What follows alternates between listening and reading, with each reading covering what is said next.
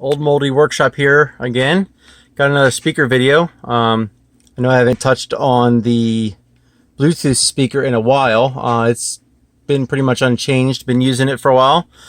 But I got this RadioShack speaker. It's an 8-inch woofer I've had since sometime in the 90s. Found this in storage, and as you can see, it's not doing too well. The foam is, well, it's kind of just, just dust. But it does work. I got the free YouTube library up here. Let's unpause that real quick and just see that it works. Let me go ahead and unpause that here real quick. Sorry, I'm filming with one hand, so having a cell phone, I don't have a camera or a stand because I'm just not that fancy. But here we go. Obviously, doesn't sound that great. Let's turn that up a little bit. So, go ahead and pause this. Alright, so what I have, we can pull this off. I mean, you can see it just comes off with no effort, really. Just pull all this foam off here. We can unplug the speaker wires. Easier said than done. Once again, one-handed. Let's use one to hold the speaker. Here we go. You can go over there wire. Alright, as you can see, this is the easy part. It's just pulling all this off. Now, I have done refoams. I did a set of 4 Cerwin-Vega car speakers that I actually made home cabinets into. Unfortunately, I did not make a video of those.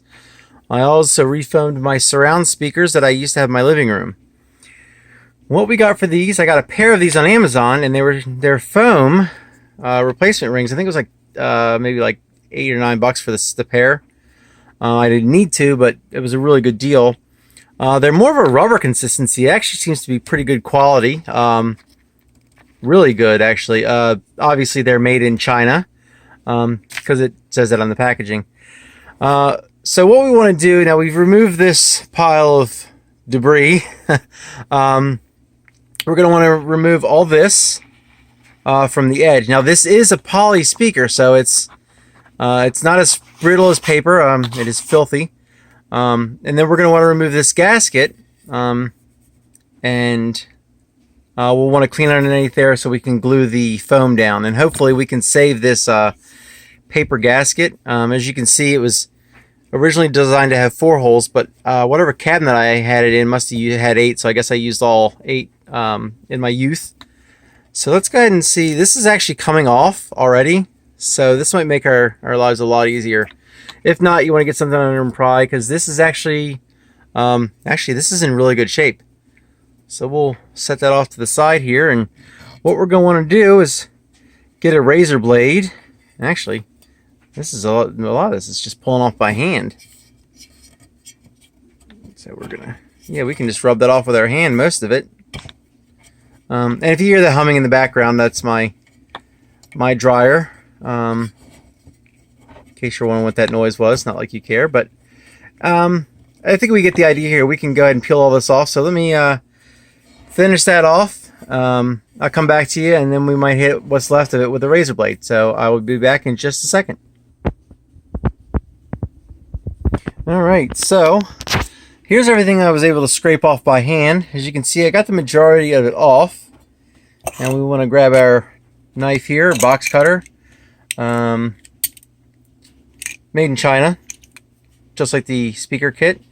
And for reference, this is a realistic 40-1024 speaker.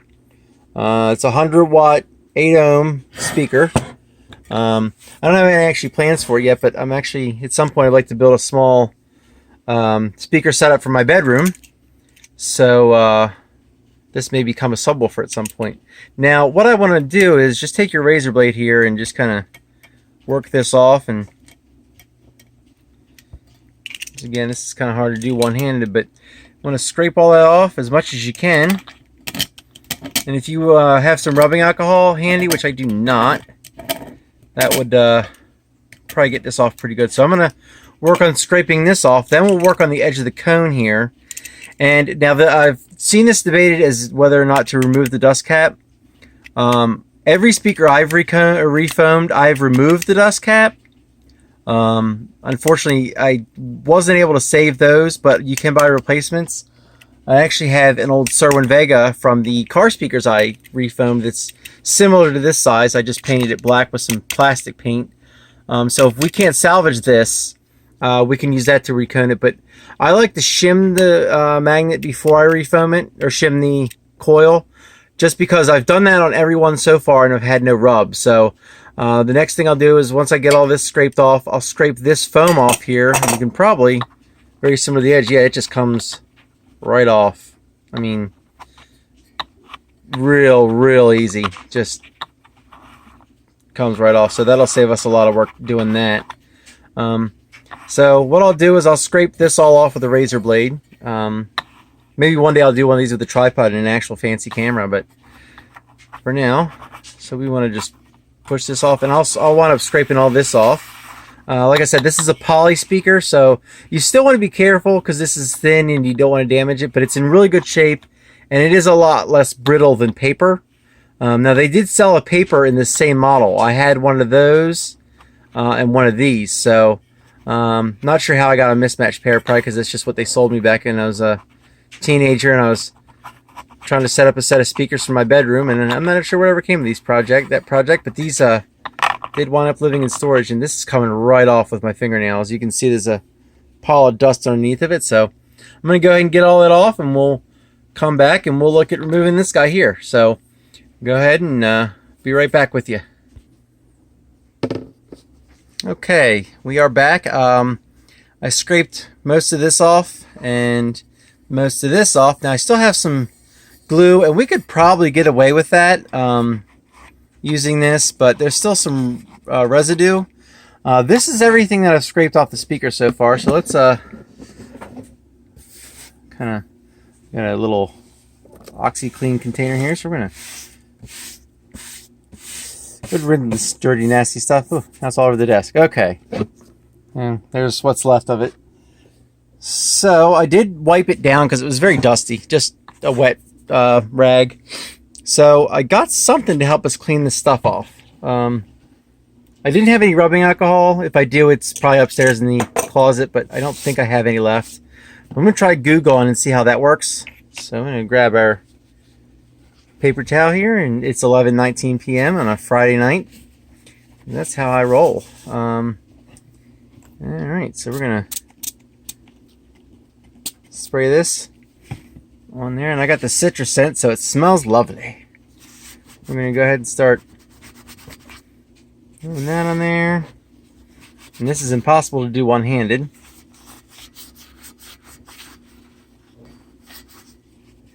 It's taking it off a little bit at a time, and you can see that there.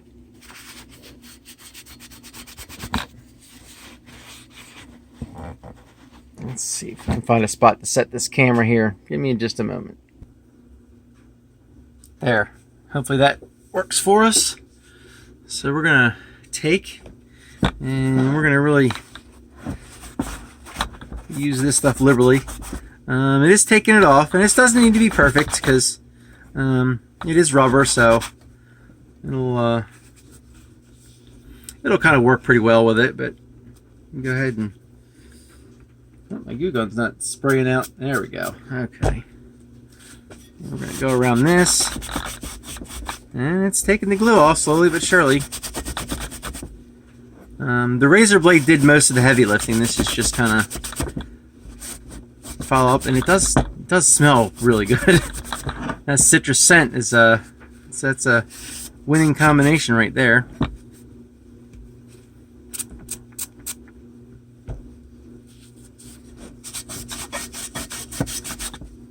So the Goo Gone container is protesting. This stuff you use pretty liberally. It doesn't seem to be harmful to anything. I've used it on paint and all kinds of stuff, and so far no adverse effects from the Goo Gone.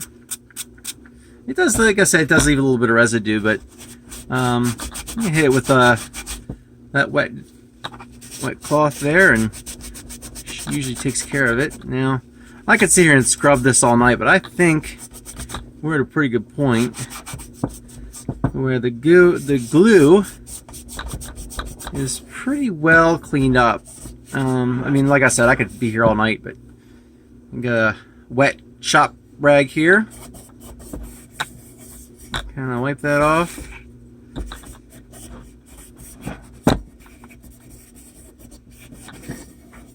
Take our other paper towel here and just go around and wipe everything down. And the white box you're seeing here, that's a laundry pods container that's empty. They weren't Tide Pods. I did need them. Well, maybe a couple. You know, light snack and all, but a little bit of heavy residue here. We can just go to town on it.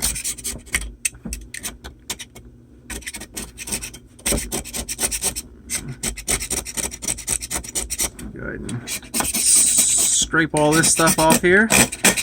Now, I'm not going to be doing the gluing tonight and the refoaming, mainly because I had some speaker foam glue that from previous project and it was dried up, so I'll have to get something tomorrow. The only thing I have right now is wood glue, and I'm not sure that would be really good on this rubber and plastic. Yeah, I guess the first round with the razor blade didn't get as much as I thought. Alright, we're gonna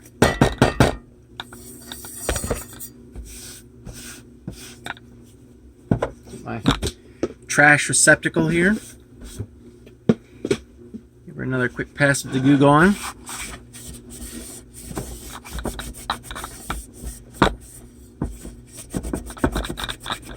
And you can hear the speaker rattling around in there because it's, well, its foam is gone.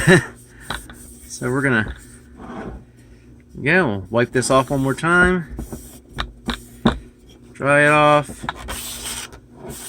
And we're looking real good down to the metal there. Hopefully this is, I'm recording this correctly, because basically right now I'm just looking at what I'm doing and not so much the camera on my phone. So there's that one. We're gonna do a quick, you don't have to dig in here, just kind of let the weight of the blade do the work, and you just, and it makes a wonderful sound.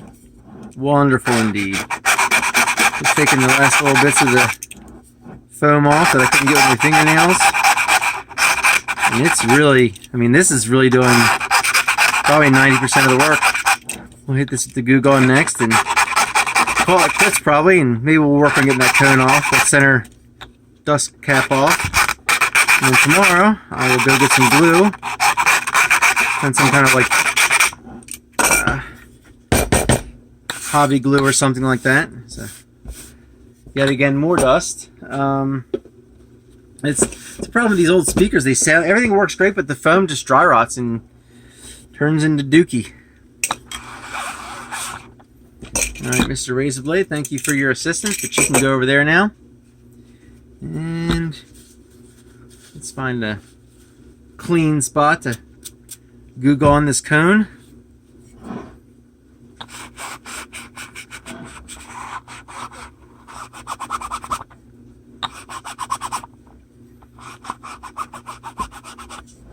Okay, so we are down to, now there's a mark from probably shading or residue, because it's down to the plastic of the cone, so you know we're about as good as we're gonna get now. One more time to clean everything off, and we are pretty much rotten from foam free. So now the dust cap's got to come off, and like I said, some people like to do this without removing the dust cap. I do, just because it seems to have better results. And we're back with Mr. Razor Blade. So let's see if we can cut into this cone real careful. Like, I recommend using a new blade.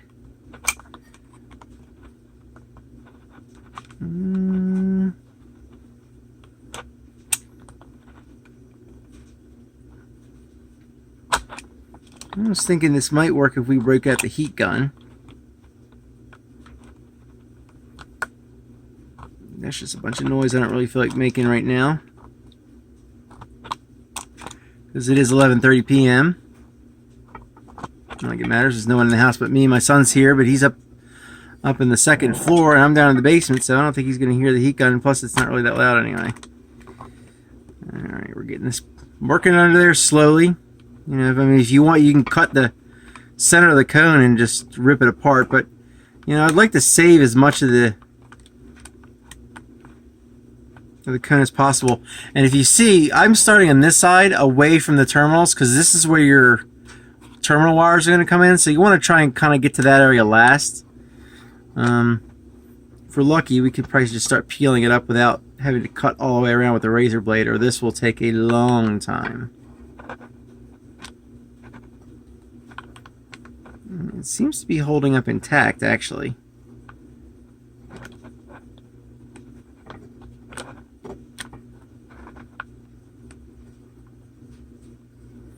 Working around, but I'll keep working my way around and come back to you. I think you get the idea, though. Be careful and go slow, unless you really just want to destroy your dust cover. But if you can save it, especially on one of these old RadioShack speakers, parts are hard to come by for sure. So I'll come back to you when this is done, and we'll kind of wrap this up, and we'll get back to you tomorrow. We'll get back to putting this thing back together. All right, now I am back, and here's your speaker. Pretty much ready for being refoamed, and I can't talk tonight. The only thing we need to do is shim the coil, and it's for even an 8-inch. That's kind of a small coil, but they sound pretty good for what they are. Now I did have to abandon the dust cap because it was glued here around where the terminals come in, and I didn't want to really mess with sticking a knife right close to these. So I figured I'd cut the cap, and I said be careful, and I slipped, and, well, we have a hole and a crack.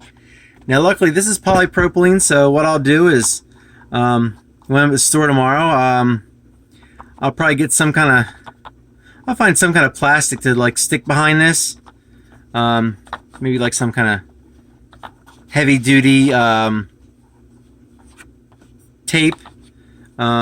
And then I'll cover that with like a silicone or whatever kind of glue we find. So not that big of a deal. It's it didn't cut all the way down to the cone, just a little bit of a stab, and you know, sometimes these accidents happen. So what we're looking at tomorrow is something like this. We're gonna kind of slap that bad boy on there, and hopefully our finished product's gonna look something like this. And I do have my dust cap over here. Let's see here. It's got a little fisheye, but we'll shoot a second coat on it. But we're looking at a finished product, something like this, and then we'll. I do have some KLH cabinets here that were my old living room speakers. So we'll throw this in there and we'll play some music through it and see how it sounds when it's done. But we'll go through gluing this all up tomorrow.